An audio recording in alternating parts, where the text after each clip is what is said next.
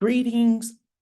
I want to first thank Dr. Smalls, the folks in sponsored programs, the folks in the provost office, and anybody who made today's research day possible. I'm Catherine Adams, and today I'm going to present on connecting a collective voice, origin stories of Black studies at Claflin University. Origin stories in African cosmology hold significant importance as they form the basis of understanding the universe, human existence, and the relationship between individuals and their surroundings. These creation myths are diverse across different regions and cultures in Africa, and by extension, including the African diaspora, and they reflect unique perspectives on spirituality, creation, and existence. And so African cosmology encompasses various narratives that seek to explain the origins of the universe, human life, and humanity's place within it. So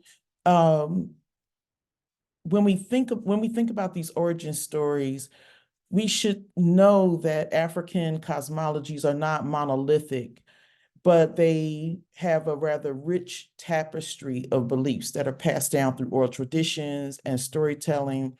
And these stories offer insight into interconnectedness, emphasizing the relationship between humans and nature and highlighting the responsibility to maintain harmony within the environment. So these origin stories serve not only as explanations of how the world or how a story began, but also moral lessons that are transmitted through generations. And so through this cascading celebration of founding Black Studies programs and departments across the country, there's been a resurgence of interest in narrating origin stories of Black studies. These narratives play crucial roles in shaping identity, relationships, frameworks, for our understanding of how we came to be and who we are and how we transmit our identity to future generations. So in this project, we use Black studies as described by Abdul Alkalimat, and he writes that Black studies, quote, Black studies as intellectual history establishes that the field is not limited to the campus or the academy, that Black studies has always been connected to efforts by Black people to study and struggle, and to connect knowledge with making life better. According to Al-Kalimat, Black studies consist of modes that include social movements, intellectual history, and the academic profession. And he argues that these modes do not quite equate to historical periods, that some activities characteristic of one mode continue across 2 or 3 historical periods, and that most activity at any given moment reflects the dominant mode, but activities reflecting other modes may be emergent or otherwise present as well. It's also important to note that in this project, there is a way in which I'll be using Black studies and Africana studies, African American, and as we have our program at Claflin, African and African American studies interchangeably. And so at Claflin, arguably, Black studies as a social movement was dominant. It was the dominant mode until the Orangeburg Massacre. At Claflin, the demand for the practice of Black studies or social change, as Al-Kalimat mentions, was first and foremost aimed at the systemic injustice imposed by racist beliefs, practices, and laws. The academic demands for Black studies came much later. Rather than strike a claim for a starting point, our project seeks to add to existing conversations at Claflin and to contribute to the continuation of collecting as many stories as there are people to tell them for generations to come. And so this slide that's here that talks about social structures versus governance, this is a reference to the way in which we look at this phenomena in African and African American studies at Claflin. The act of collective or co-narration in storytelling is critical to the discussion of origin stories. And in the AAAS program, we have embedded the Africana Studies conceptual categories and framework articulated by Greg Carr to consider social structures at to consider the social structures Claflin students encountered as they joined the spreading sit-in movements of the 1960s. The city, county, and state structures enforced a system of racial segregation and discrimination that was prevalent across the South during the period known as the Civil Rights era, commonly referred to as Jim Crow laws. These laws governed racial relationships and upheld segregation of public facilities, denied voting rights for African Americans, and maintained unequal treatment in various aspects of life. And all of those arenas are what we refer to when we are talking about social structures. However, the Africana studies approach then juxtaposes those social structure narratives to the ways in which people of African descent use culture to organize themselves, to educate themselves, to resist efforts of dehumanization, and to pass on memories to future generations. This is the governance structure, and this is the place where we ask questions related to cultural protocols and norms, epistemologies, movement and memory, and cultural meaning making. And governance is the struggle and the maintenance of self-determination across time and space. So the origin of Black studies at Claflin begins with a generation of students who collectively risk their lives to change the social milieu in Orangeburg. The demands placed on the city connect to the demands placed on the administration that would come later. And we had an opportunity of using Claflin students who were enrolled in the African American Oral History course to talk to some of those alums who were very generous with their remembrances and their time and the description of how their time would create spaces for what we now know as the African and African American Studies program. But in 1968, Orangeburg, South Carolina, that was the site of a tragic event that we all know as the Orangeburg Massacre. And on February 8th, 1968, the events that happened certainly impacted those students, those former students that we talked with, and they still impact in many ways the experiences that students on our campus are having. But the silences sometimes don't really give us the opportunity to name what is going on. But on February 8th, 1968, during a protest on the campus of South Carolina State, right next door, 9 state highway patrolmen opened fire on a crowd of state and Claflin students. And the shooting resulted in deaths of 3 students and injuries to what they often say are 28 others. However, we know that there are countless others when we reconsider people who were injured but were not treated in the infirmary, and people who still bear the invisible and psychological wounds. But the aftermath of the Orangeburg massacre led to deep divisions within the community, sparking calls for racial reconciliation and justice. And over the years, efforts have been made to remember and honor the victims of this tragic event. However, as I mentioned, there's a great silence on this side of the fence.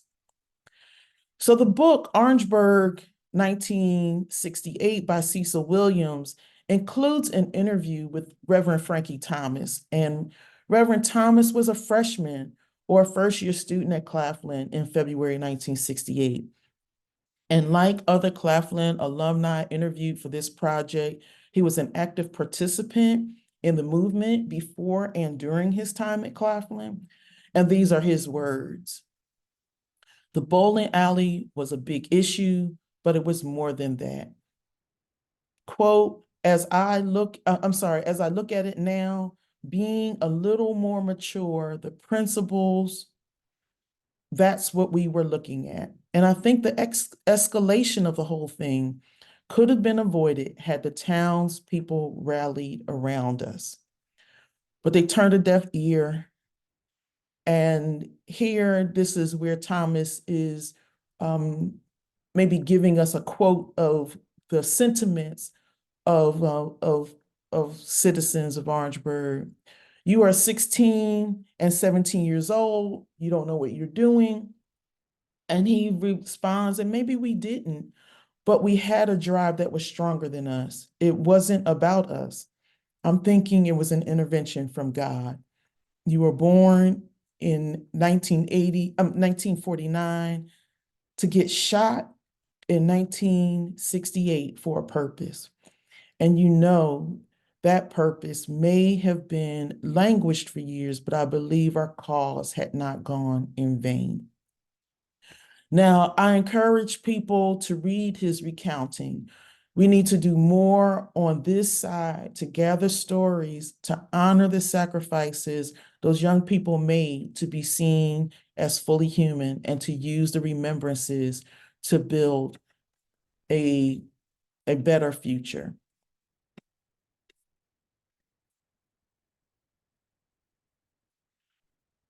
So we had narrators and interviewers, and you'll see here that Claflin students were really critical to have them sit at the feet of these alums. And this is an ongoing project. And so you will see here where I conducted some pre-interviews in which I will give maybe just a little bit of mention to, but it is very much an ongoing project. Just a few highlights from the Shelley Stroman interview, and he was interviewed by Lauren Tolbert. And he says that he told us a lot about the activism that he brought with him to Claflin. And he was also able to recount events when Claflin and students participated in demonstrations in Orangeburg and in Columbia. On March 2nd, 1961, Stroman and friends from Claflin joined state students and Benedict students, Allen students in a march to the Capitol. They got arrested, and Stroman was placed in jail in Lexington County for 5 days. And in the midst of this activity to push for social justice, Stroman was also a leader on the football team. He was making honor roll, and very much his story is the practice of Black studies in the mode of social movement. So even though he comes to Claflin as a math major, there are very few opportunities for him to take a class that might be considered to be Black studies. There might be some interjection of some things, maybe by a general education professor teaching in the gen ed, some people who are coming to visit the campus, but not the sense of Black studies in the way in which we would come to know it. We also had a chance to sit with our very own director of the library, Marilyn Drayton, and I spoke with her, and she talked about her experience in terms of Black studies. She was another person who came as an activist, someone who had already pushed some of the boundaries as a high school student. And for her, there may have been a few more offerings. Some of it was that she was an English major, and so she would have been able to take the Major Black Writers course that she has memories of. But she also was somebody who participated in a kind of self-directed study. And she took advantage of being a work study student in the library's reference department, and she spent countless hours in the Black collection. She says that Black collection was heaven. She remembers reading about Marcus Garvey and his Back to Africa movement. And she said that she tried to read almost every book that was in that collection. And she adds that coming here and having access to all these scholarly publications by and about African Americans was truly, truly amazing. And so when we think about Marilyn Drayton's experience, we have this practice of Black studies that is in the mode of a kind of self-directed intellectual history. And then there is Delvin Benson. And like many of our students, he had relatives who attended Claflin before him. We are engaged in preliminary pre-interviews with him, but it's worth pointing out that he is in that first class of students who experienced classes with the AAA prefix. And so he remembers taking courses like the Black Male Experience in Contemporary Society, Ancient Egypt, and a course that was centered around the African diaspora, as well as dedicated AAA seminars. He remembers faculty like Arminta Sujai, Daniel Hembry, Corey Claiborne, Ronald Neal, and Adam Biggs. So in this ongoing project, our takeaways are that the origin of Black studies at Claflin began with generations of students who collectively risked their lives to change the social milieu of Orangeburg, that the demands placed on the city connect to the demands then later placed on the administration and the calls that come for Black studies, that for Stroman, Drayton, McFadden, McCutcheon, that Claflin was where students use sit-ins, marches, lessons from instructors, hours in the Black collection, boycotts in the city of Orangeburg, and the student organizations to find and use their collective voice. And that this voice would create a space for Benson and the current African American Studies program. I want to say that I hope that everybody enjoys the presentations of my colleagues and the additional offerings for Research Day. And if you have any comments or questions for me, I am providing my email address. Please reach out to me. I'm sorry that a personal situation would not allow me to be there with you, but I hope you enjoy the remainder of the day, and I look forward to engaging in conversations with you all throughout the semester. Thank you so much.